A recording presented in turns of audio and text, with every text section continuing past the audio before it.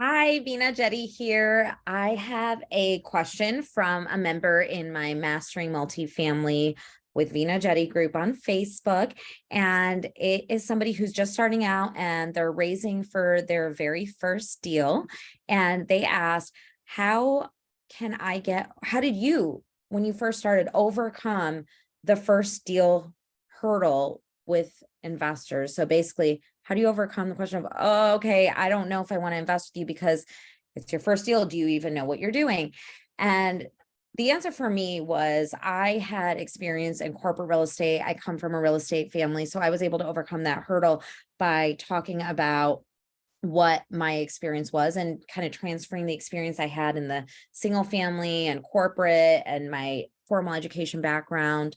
I was able to transfer that over to kind of help with some of the investor fears around my experience level.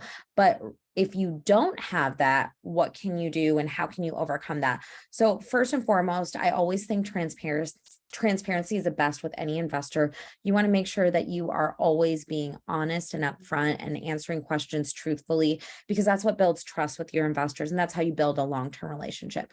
But if you don't have other deals under your belt, chances are you probably have some kind of experience, right? You probably either have some kind of college or education that you can say, hey, I was, an engineer in college, or my degrees in engineering or math or whatever it is.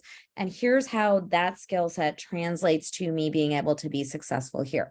Maybe you've owned a business before. Hey, my skills as an entrepreneur managing people are really going to help me with being able to manage the property managers as my role in asset management or whatever that looks like, right? So take your past experience and your past skill set and figure out how to translate it to what you're going to be doing on the team and on that deal.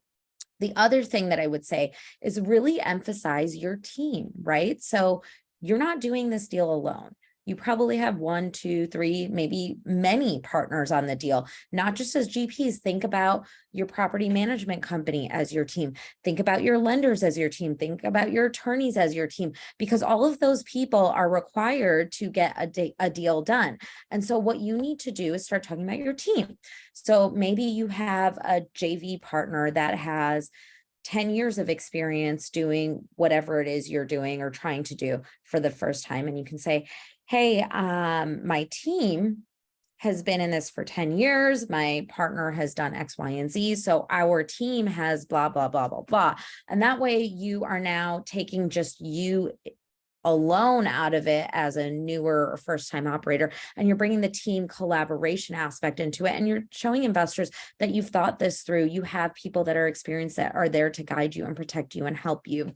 And then the other thing is, when you're doing your first deal, this is why it's so crucial to be partnered up with somebody who's like one or two or three deals ahead of you, because they're going to be able to bring that experience resume to the table and kind of help not just with your investors, but also with your lenders, et cetera. Now, let's say you and your JV partner or your partner are both new and you're both doing your first deal. What can you do to overcome the concern around the risk of it being your first deal and you just not knowing what you don't know yet? One thing you can do is you can find maybe two or three or even one person who's willing to be an advisor on the deal, or a board of directors on a deal. And this is different than being a loan guarantor or a GP or a sponsor or anything like that. All you're asking them for is, hey, I want you to have a board position. We're carving out X amount of the equity for you to do this. And then you can utilize that person's resume and say, hey, Susie Smith is on our board of advisors. Joe Schmo is also on our board of advisors, and they have, sorry, I'm speaking at a conference, so I'm in a hotel room, but I wanted to get this out for you guys so you guys had this information. But what I was saying is, you can have somebody that is now on your board of directors or your board of advisors, and you can give them a portion of the GP to act in that role. And then what happens is you say, hey, this is our board of advisors. Susie Smith and Joe Schmo are on our board of advisors. Between them, they've transacted on $500 million of assets, and they have totally crushed it. And they are the ones that are there to help us with those unknowns or those hurdles or those pivot points.